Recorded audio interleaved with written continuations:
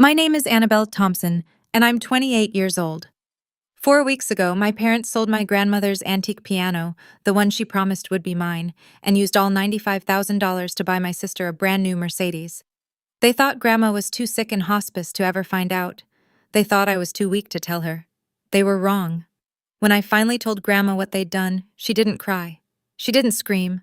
She simply reached for her phone, dialed one number, and said 7 words that would destroy everything my parents thought they owned.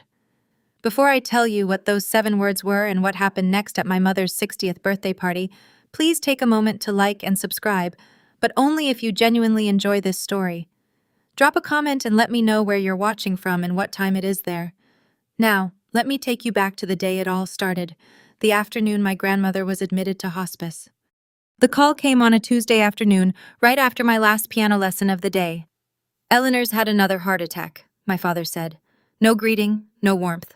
She's stable, but they're moving her to hospice. Family meeting at the hospital in an hour. I dropped everything.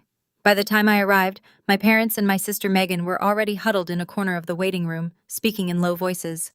My father, Richard Thompson, stood with his arms crossed. My mother, Diane, clutched her designer purse like a lifeline. And Megan, 4 years younger, always the favorite, was scrolling through her phone, barely looking up. Good you're here, my father said. We need to divide responsibilities. Not. How are you holding up? Not. This must be hard for you. Just logistics. Someone needs to visit Mother daily. He continued. Diane and I have the business to run. Megan's in a critical phase with Daniel's family. Daniel Harrison, Megan's boyfriend of 8 months. Son of my father's most important business partner. So, Annabelle. My father looked at me like he was assigning a chore. You'll handle the visits. Your schedule is flexible. Teachers don't exactly work overtime. I wanted to say that I taught music to 37 children every week, that I ran after-school programs, that my time had value too, but I didn't. Of course, I said quietly. I want to be with her anyway. Perfect. My father was already turning away. Keep us updated if anything changes. As I walked toward Grandma's room, I heard my mother's voice drift down the hallway meant for Megan's ears alone. At least she's useful for something. I kept walking. I didn't turn around. Not because I didn't hear, but because I'd grown so used to this kind of pain that I'd stopped expecting it to be acknowledged. Grandma Eleanor's room smelled like lavender and old books. She insisted on both. They try to make everything smell like antiseptic. She told me on my first visit, I refuse. If I'm going to die, I'll die surrounded by things I love. She was 76, sharp as a blade, and dying of congestive heart failure. The doctors gave her weeks, maybe a month or two if she was lucky. I visited every day after school. We talked about music, about her years performing across concert halls in the Northeast, about my students who couldn't yet read notes but already felt rhythm in their bones. One evening, she reached for my hand. Her grip was weaker than I remembered, but her eyes were fierce. Annabelle, I need you to know something. Anything, Grandma. The Steinway. She paused, letting the words settle. My mother's piano, the one from 1892. I knew it well. I'd learned my first scales on those ivory keys when I was 7 years old. That piano had been the soundtrack of my childhood, the only place in the family where I felt truly seen. It's yours, she said firmly. I've already told Richard and Diane. Told them last month in front of everyone. That piano belongs to you. I remembered that conversation, my father's jaw tightening, my mother exchanging a look with Megan, my sister rolling her eyes and muttering something about sentimental junk. Grandma, you don't have to. I want to. She squeezed my hand. You're the only one who understands what it means. Promise me you'll take care of it. I promise. She smiled then, a knowing smile that seemed to hold secrets I couldn't yet see. There are some things more valuable than money, child. And some people who need to learn that lesson the hard way. 2 weeks later, everything changed. Grandma had asked me to bring some old photographs from her house, pictures of her performing days, images she wanted to see one last time. I still had a key, so I drove over after school on a rainy Thursday afternoon. The house was quiet, too quiet. I walked through the foyer, past the dining room, and into the living room where the Steinway had stood for 30 years. The space was empty. I stopped breathing. Where the piano should have been, there was nothing but a rectangular indent in the carpet, a ghost of something that had lived there for decades, now violently removed. My hands were shaking as I pulled out my phone. Mom, my voice cracked. Where's Grandma's piano? A pause, then my mother's voice, casual and dismissive. Your father handled it. Adult matters, Anna. You don't need to worry about it. Handled it. How? Where is it? I said, Don't worry about it, Mom. Click. She hung up on me. I stood in that empty living room for what felt like hours, staring at the indent in the carpet. The rain pattered against the windows. Somewhere in the distance, thunder rolled. I drove to my parents' house that evening. My father answered the door with a glass of scotch in his hand, looking annoyed at the interruption. The piano, I said. What did you do? He didn't even flinch. Sold it. Got $95,000 for it. Good price. The world tilted. You sold it? Grandma said it was mine. Grandma's dying, Anna. He took a sip of his drink. She doesn't need a piano. And neither do you. Behind him, I heard the jingle of car keys. Megan appeared in the hallway, grinning. New keys for a new car. You bought her a car? My voice was flat. With Grandma's piano. My father shrugged like I'd asked about the weather. Mercedes-Benz. Megan needs to make the right impression on the Harrisons. Daniel's family is particular about appearances. That piano was supposed to be mine. And what would you do with it? My mother appeared behind my father, arms crossed. You teach children's music classes, Anna. You don't perform. You don't have the space. Megan needed that money for her future. Her future. I repeated the words, tasting their bitterness.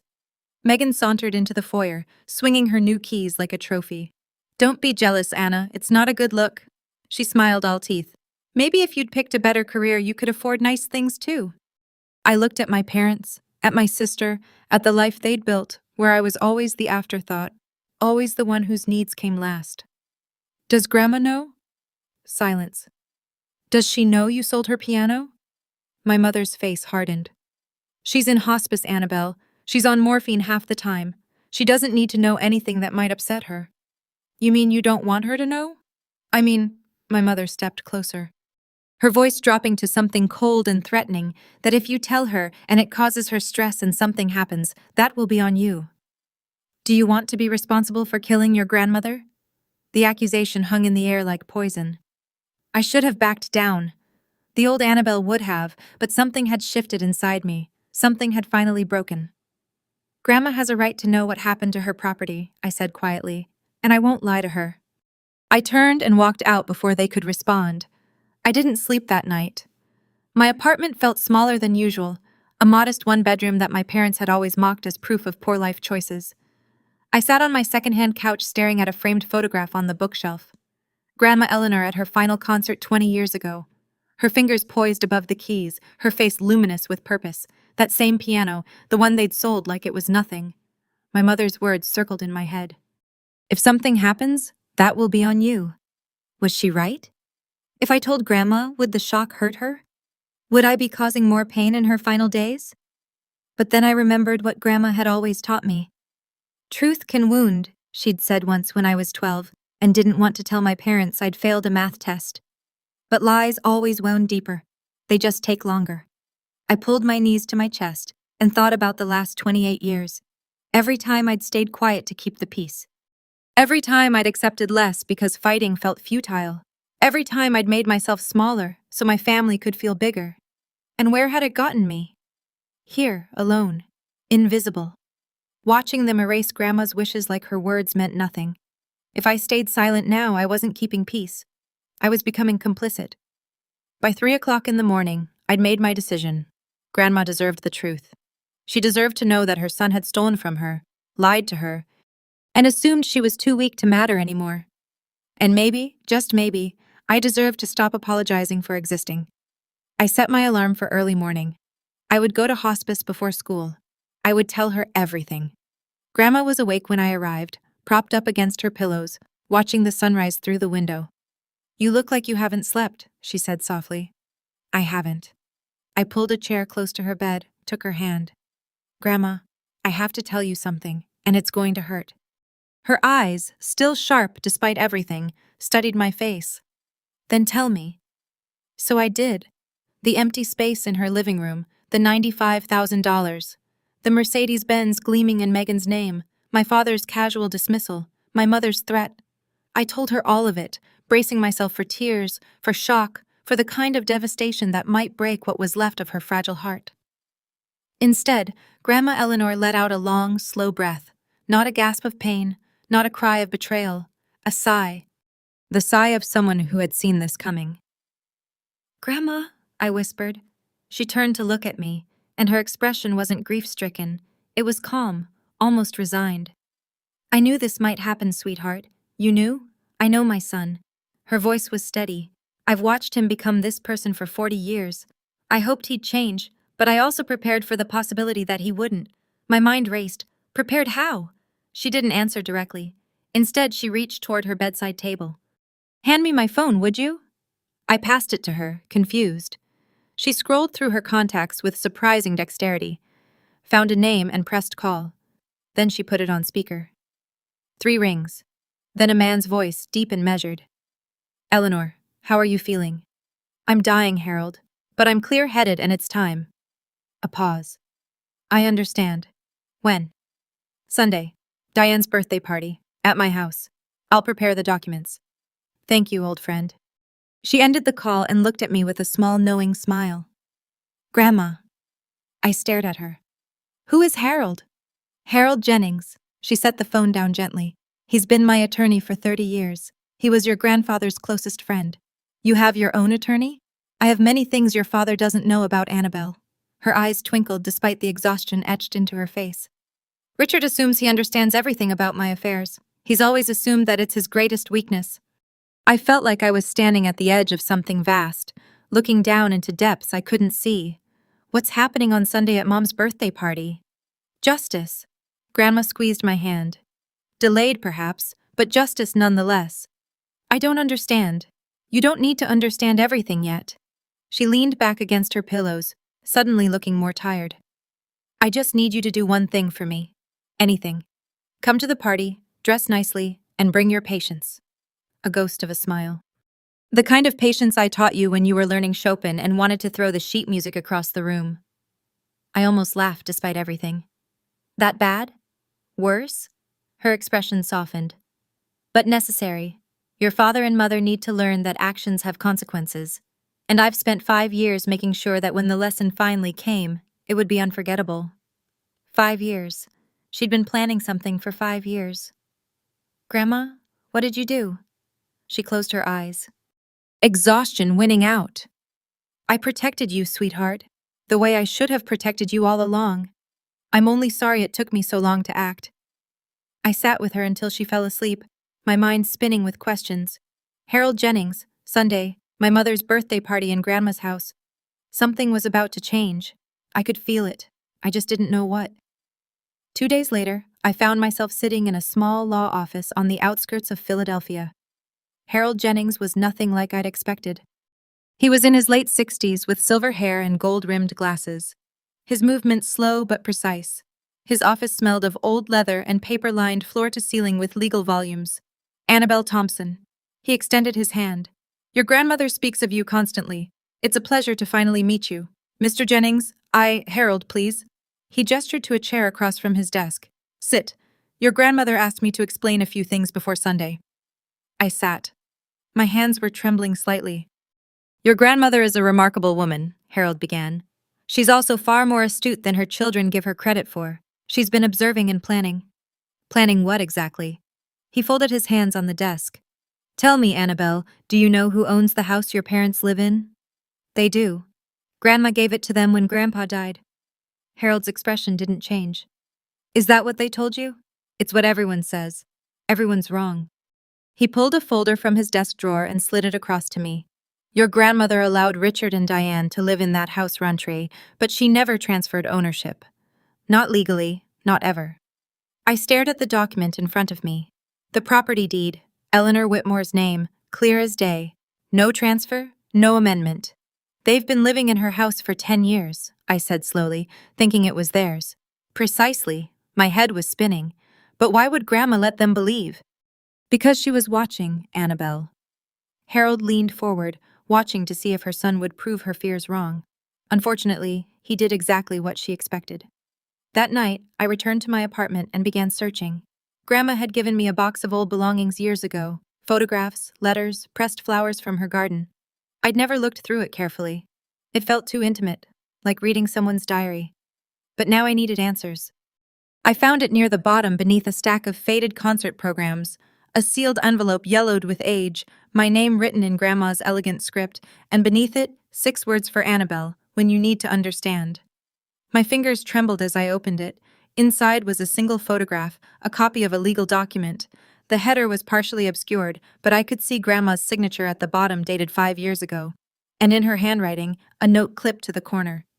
The house never left my hands, sweetheart. It was only borrowed, and some borrowers don't deserve the privilege. I read it 3 times. Then I understood. Sunday's party was being held at Grandma's house, the same house my parents treated as their own, where they'd hosted dinner parties and holiday gatherings, where they'd sold the piano that sat in the living room like it belonged to them. But it didn't belong to them. It never had. My father had built his entire sense of status on a foundation that didn't exist. I thought about all the times he'd lectured me about real assets and smart investments, all the times he'd mocked my small apartment while standing in a home he didn't actually own. The irony was almost too perfect. I tucked the letter back into its envelope and set it on my nightstand. Sunday was 3 days away. Whatever Grandma had planned, it was going to happen in the place my parents had claimed as their territory, and they had no idea what was coming. The night before the party, Grandma called. Her voice was weaker than before, and I could hear the effort each word cost her, but her mind was still razor sharp. Annabelle, are you ready for tomorrow? I think so. I paused. Grandma, are you sure about this? It's Mom's birthday, in front of all those people. That's precisely why it needs to be tomorrow. She took a slow breath. Your father sold my piano in front of everyone. He announced it at that family dinner last month, like it was his decision to make. He didn't ask me. He didn't think about you. He assumed I was too weak and you were too quiet to matter. I closed my eyes. I remember. Then you understand why the lesson needs witnesses. Her voice softened. I'm not doing this for revenge, sweetheart. Revenge is empty. I'm doing this because it's right and because you deserve to be protected. Especially after I'm gone. Tears burned behind my eyes. Grandma, I should have acted sooner. I watched how they treated you for years, and I kept hoping Richard would change. That was my mistake. Love made me blind for too long. It's not your fault. Maybe not entirely, but I can still make it right. A pause. I don't have much time left, Annabelle. The doctors say weeks, but I think it's less. I can feel it, so I need to know. Do you trust me? Always. Then come tomorrow. Wear something that makes you feel strong. And no matter what happens, remember you are not the villain in this story. You never were. We said goodnight. I held the phone against my chest for a long time after she hung up. Tomorrow would change everything. I just had to be ready to let it. Sunday arrived with pale winter sunlight and the kind of crisp air that makes everything feel sharper. Grandma's house, my parents' borrowed house, looked almost festive. Someone had hung a happy 60th birthday banner across the porch. Cars lined the driveway and spilled onto the street. I parked at the far end and sat in my car for a moment, gathering myself. I'd chosen a navy blue dress, simple but elegant pearl earrings that Grandma had given me for my 21st birthday. My hair pinned back neatly. Armor for a battle I didn't fully understand. Inside the house buzzed with about 30 guests, aunts and uncles I saw only at holidays, neighbors from the old days. A handful of my father's business associates. I recognized Mr. Harrison near the fireplace, Daniel standing beside him with Megan on his arm. The living room drew my eye immediately. The corner where the Steinway had stood for 30 years was empty. Someone had placed a large potted plant there, trying to fill the void. It looked ridiculous, a leafy green apology for something that couldn't be apologized away. My mother stood near the dining table in a red designer dress, accepting compliments like a queen receiving tribute. My father hovered nearby, working the room with practice charm, and in the far corner, almost invisible among the crowd, sat Harold Jennings. His leather briefcase rested beside his chair. He caught my eye across the room and gave an almost imperceptible nod. I nodded back. My Aunt Margaret, Grandma's younger sister, appeared beside me. Anna, sweetheart, how is Eleanor really? Tired, I said honestly, but still sharp. She always was the smart one. Aunt Margaret's eyes drifted to the empty corner. I noticed the piano's gone. Richard said Eleanor wanted to sell it. I opened my mouth to respond, but my father's voice cut through the crowd. Everyone, if I could have your attention, please. My father stood in the center of the living room, crystal glass raised, commanding the space like he owned it, which I now knew he didn't. Today, we celebrate 60 wonderful years of Diane Thompson. Applause. My mother beamed. And I also want to take a moment to share some exciting family news. My stomach dropped. As some of you know, our daughter Megan has been seeing Daniel Harrison, son of my dear friend and partner James. He gestured toward Daniel, who smiled politely. And to celebrate her bright future, we have a special surprise.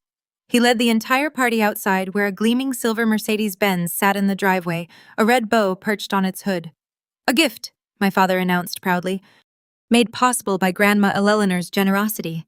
She sold her antique piano to invest in her granddaughter's future. Megan squealed, threw her arms around my father and posed for photos beside the car. I stood frozen on the porch.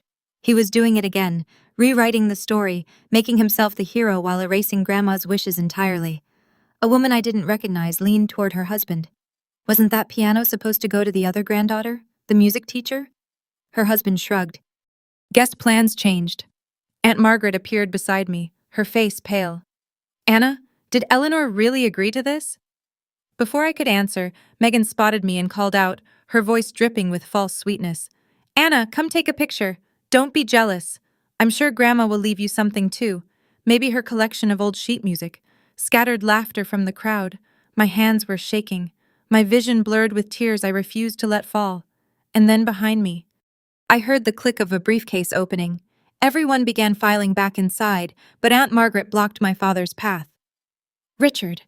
Her voice was steady, but I could see her hands trembling. I need to ask you something. My father's smile didn't waver. Can it wait, Margaret? We're in the middle of… Did you ask Eleanor before you sold that piano? The question landed like a stone in still water. Conversations nearby stuttered to a halt. Mother is in hospice, my father said smoothly. She's not in a condition to make these kinds of decisions. We did what was best for her. I spoke with her this morning. Aunt Margaret's voice grew stronger. She's clear-headed, Richard, completely lucid. And she told me, you never asked her permission, you never even told her. More people were listening now. I saw Mr. Harrison frown, saw Daniel shift uncomfortably. My mother pushed forward, face flushed. Margaret, this is my birthday. Let's not make a scene. A scene? Aunt Margaret laughed. But there was no humor in it. Diane, your husband sold Eleanor's most precious possession without her knowledge and used the money for a car. If anyone's making a scene, it's not me. The room had gone quiet. 30 pairs of eyes ping-ponged between my aunt and my parents. My father's composure cracked just slightly. This is a family matter. It doesn't need to be discussed in public. Actually, a new voice said from behind us, I think public is exactly where it needs to be discussed. I turned. Harold Jennings was standing now, his briefcase open, a folder of documents in his hand. He walked toward the center of the room with the calm authority of a man who had done this 1,000 times. Good afternoon, everyone. My name is Harold Jennings. I'm Eleanor Whitmore's attorney. My father's face went white. The silence was suffocating. Harold positioned himself near the empty corner where the piano used to stand, a choice that felt deliberate. I apologize for interrupting the celebration, he said, his voice carrying easily across the room. But Eleanor Whitmore has asked me to address some urgent matters regarding her estate. May? Given the circumstances, she felt it was important that her family and those close to them hear this directly. My father found his voice first. My mother has an attorney. Since when? Since 30 years ago, Richard. Harold's tone was polite but cutting. I also represented your father. You would know this if you'd ever bothered to ask. Muffled gasps. Someone in the back whispered, Oh my God, this is outrageous. My mother stepped forward. Eleanor is dying. She's not in her right mind. Whatever papers you have, Mrs. Thompson. Harold raised a hand, silencing her. I visited Eleanor this morning. Her nurse, Carol, can confirm she is fully competent and lucid. She dictated specific instructions for today's meeting. He opened the folder and removed a document. Now, I understand there's been some confusion about property ownership. So let me clarify. He held up the paper. This is the deed to the house we are currently standing in. I watched my father's face drain of color. Notice the name on the deed. Eleanor Whitmore. Not Richard Thompson, not Diane Thompson. Harold paused, letting the words sink in. This house has never been transferred. It was never gifted. Your parents have been living here rent-free for 10 years at Eleanor's generosity. Nothing more. The room erupted in whispers. My father grabbed the edge of a chair, steadying himself. Megan stared at her father, confusion and panic wearing on her face. And Harold Jennings wasn't done. That, he said quietly, is just the beginning. If you're still here, I'm guessing you're holding your breath the same way I was in that moment. Before I tell you what Harold revealed next, I want to ask you something. Who do you think actually owns that house? My parents. Because surely Grandma must have transferred it at some point. B. Grandma, because there's been a secret all along. Me, because the biggest twist is yet to come. Drop your answer in the comments, then keep watching to find out. My father's voice cracked. This is impossible. Mother said the house was ours. She promised you could live here. Harold set the deed on the dining table where everyone could see it. She never promised ownership. There's a significant legal difference, Mr. Thompson. I watched the realization spread through the room like wildfire. Mr. Harrison took a small step back from my father. One of the neighbors exchanged a knowing glance with her husband. For 10 years, Harold continued, you've enjoyed this property without paying rent, utilities, or property taxes, all covered by Eleanor's accounts. You've treated it as your own. You've even made modifications without permission. He glanced at the modern light fixtures my mother had installed last year. Legally, you are tenants at will, and the property owner has the right to terminate that arrangement at any time. You can't be serious. My mother's voice was shrill. We've lived here for a decade. We've invested in this house. Invested without authorization. Harold's expression didn't change. Any improvements you've made without written consent belong to the property owner, Eleanor Whitmore. Megan grabbed Daniel's arm. This is insane. Dad, tell them this is some kind of joke. My father couldn't speak. He was staring at the deed like it was a death warrant. I should also mention, Harold added almost casually, that Pennsylvania law takes property fraud quite seriously. Representing someone else's property as your own, particularly in business contexts, can have significant legal consequences. I saw Mr. Harrison's expression shift from confusion to cold calculation. He was looking at my father differently now, not as a partner, but as a liability. The empire my father had built on borrowed prestige was crumbling before our eyes, and Harold still had more documents in his folder. Now, Harold said, pulling out a second document, we come to the matter of the trust. What trust? My father's voice was barely above a whisper. 5 years ago, Eleanor Whitmore established a separate trust independent of the will that was shared with your family. This trust was created specifically to protect her most valuable assets in the event of... He paused delicately. Financial misconduct. Financial misconduct, my mother sputtered. We're her family. Family members can still commit misconduct, Mrs. Thompson, as recent events have demonstrated. Harold withdrew a thick document, its pages crisp and official-looking. Per the terms of this trust, the following assets are irrevocably assigned to a single beneficiary. The property we're standing in, Eleanor's financial accounts, and all items of sentimental value, including the 1892 Steinway piano that was recently sold without authorization. He looked up, and his gaze settled directly on me. The sole beneficiary is Annabelle Rose Thompson. The room went silent. Megan's shriek broke it. What? This is fraud! My father shouted. She was manipulated. That little... He pointed at me, face contorted with rage. Richard, Harold's voice turned to ice. I would advise you to choose your next words very carefully. Everything said here today has been witnessed by over 30 people. Aunt Margaret moved to stand beside me. Her hand found mine and squeezed. Eleanor knew exactly what she was doing. Harold continued. She spent 5 years watching, waiting, hoping her son would prove her wrong. Instead, he sold her most treasured possession to buy a car for the granddaughter who never visits her. He paused. Actions have consequences, Mr. Thompson. This is yours. My mother was crying now. Megan looked like she might be sick, and I couldn't move, couldn't breathe, couldn't believe what I was hearing. Harold let the chaos settle for a moment before continuing. Regarding the piano sale, he pulled out another document. Since the Steinway was part of the trust, and Annabelle is the designated beneficiary, the sale conducted without the trust's consent, that's Eleanor, constitutes unauthorized disposal of trust assets. What does that mean? Megan's voice was small. It means the $95,000 must be returned to the trust within 30 days. Harold's gaze swept across my parents and sister. Failure to comply will result in civil litigation for misappropriation of trust property. Given the clear paper trail, I assure you the outcome would not be favorable for your family. My father laughed, a hollow, desperate sound. We don't have $95,000 sitting around. The money went to the car. Then I suggest you find a way to liquidate that asset.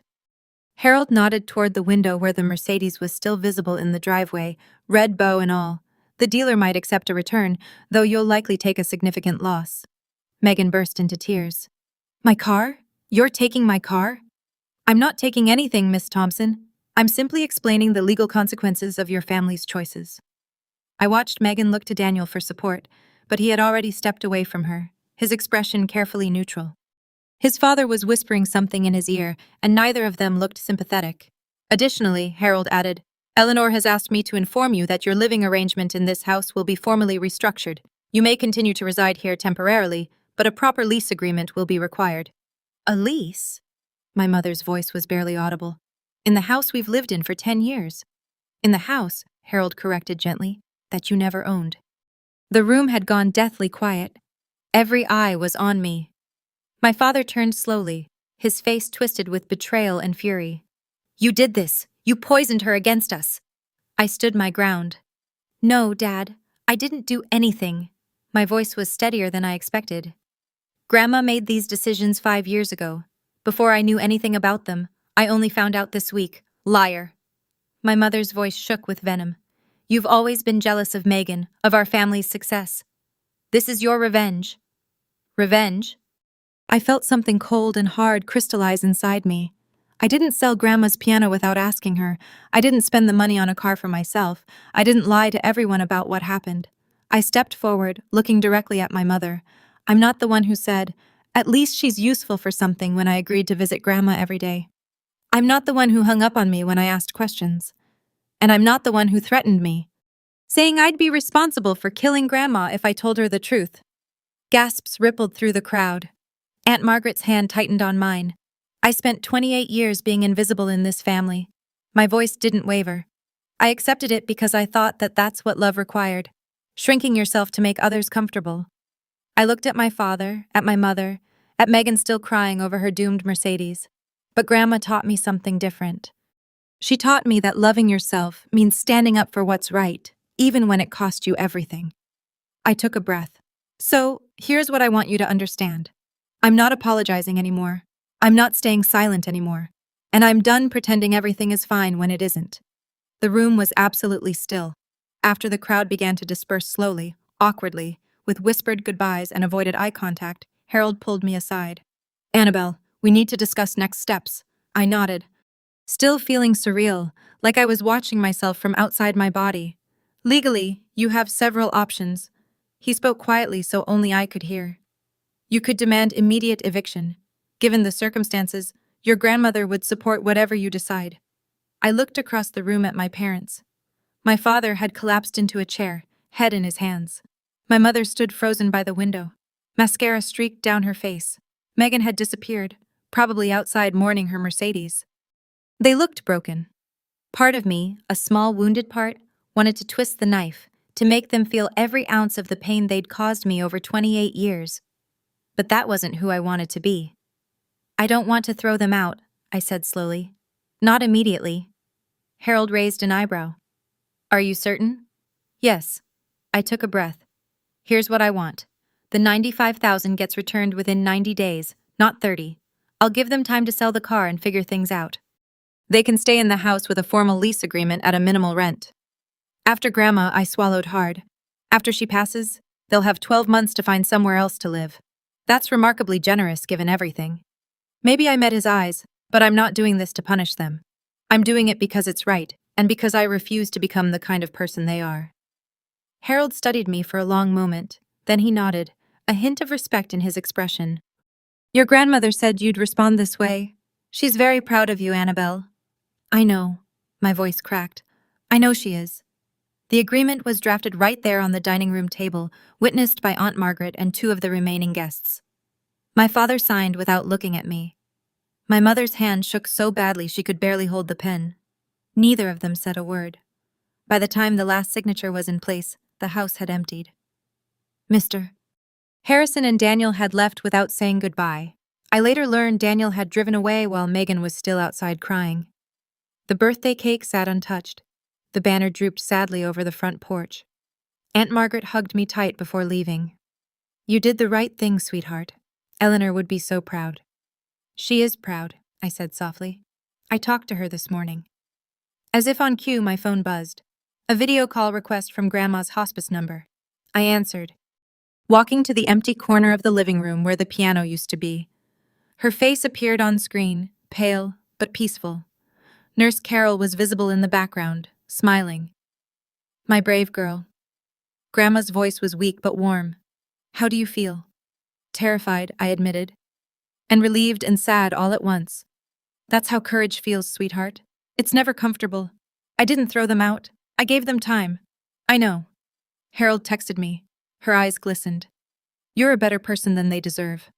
"Annabelle, but that's why I chose you." I pressed my hand against the screen, wishing I could hold her hand instead. "Thank you, Grandma, for everything, for protecting me." "Don't thank me." She smiled, but it was tinged with sorrow.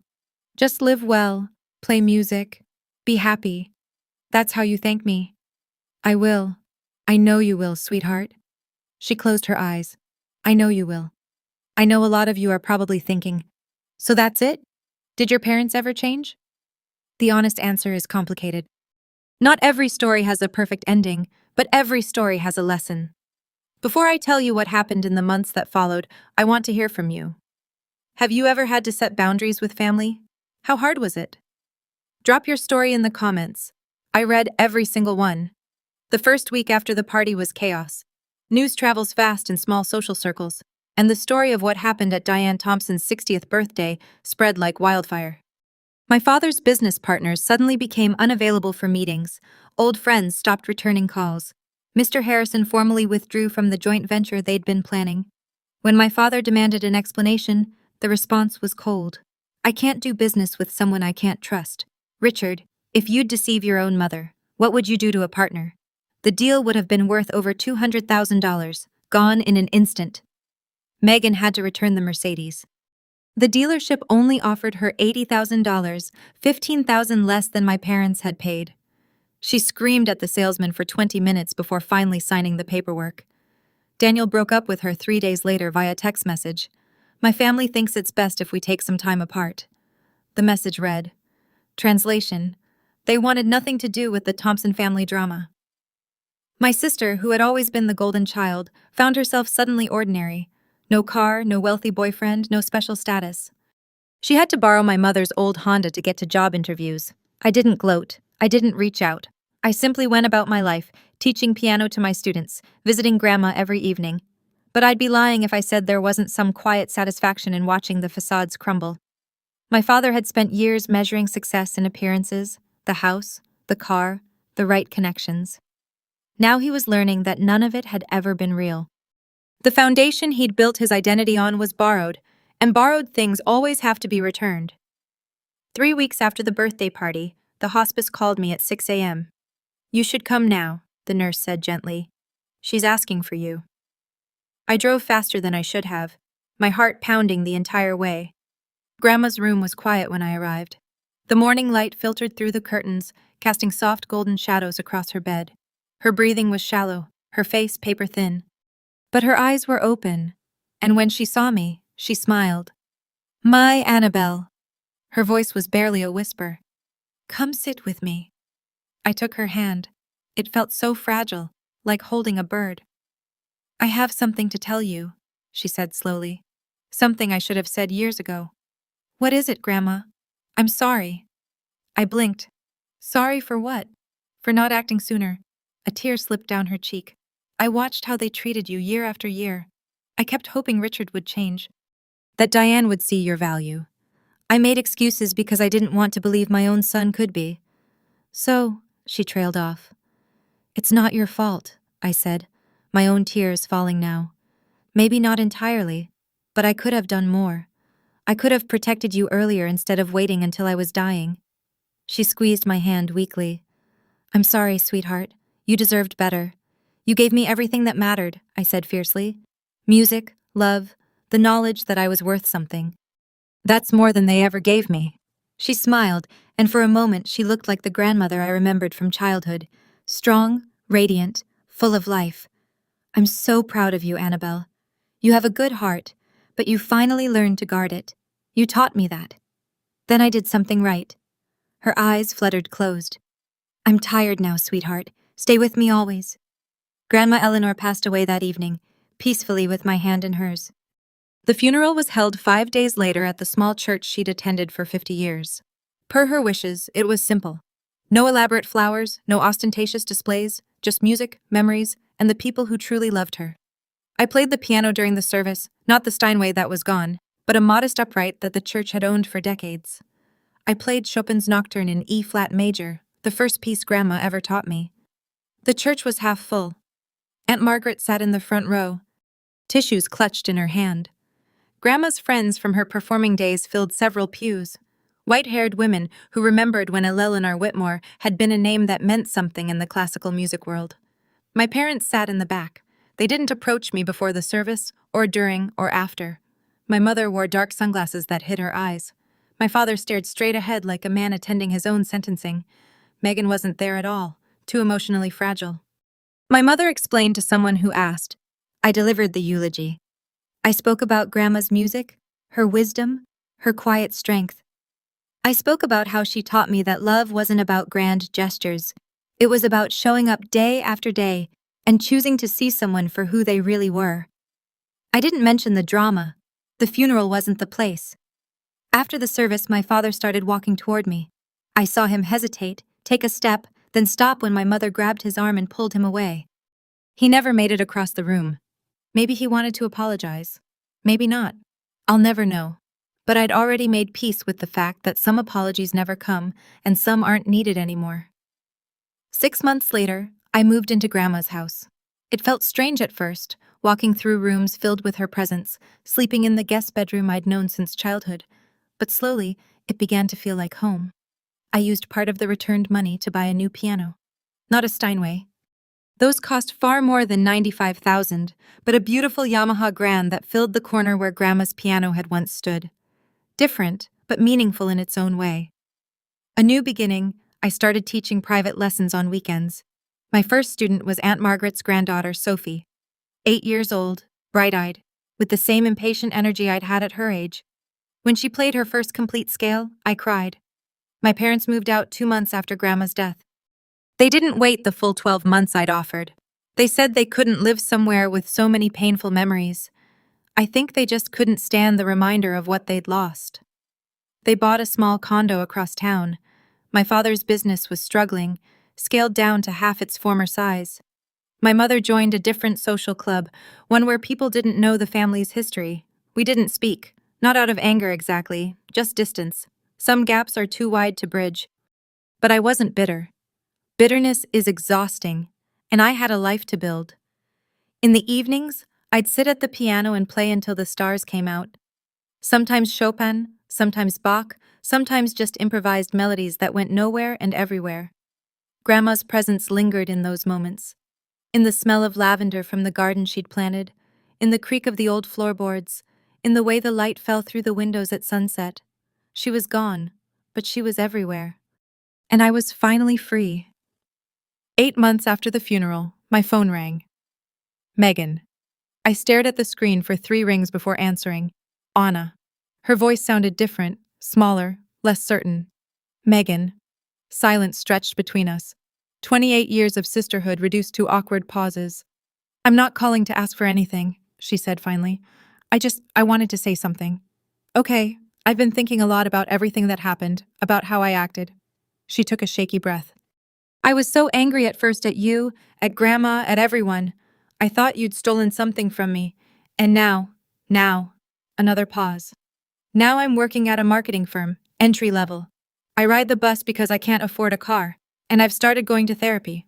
I didn't respond. I just listened.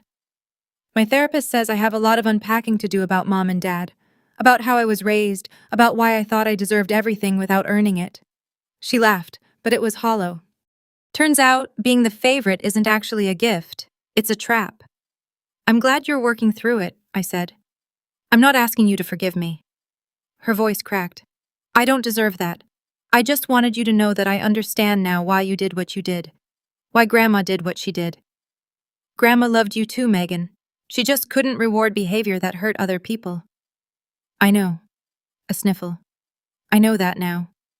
We sat in silence for a moment. If you ever want to talk, I said slowly. I'm willing to listen, but trust takes time to rebuild. I understand. Good. We hung up without saying goodbye.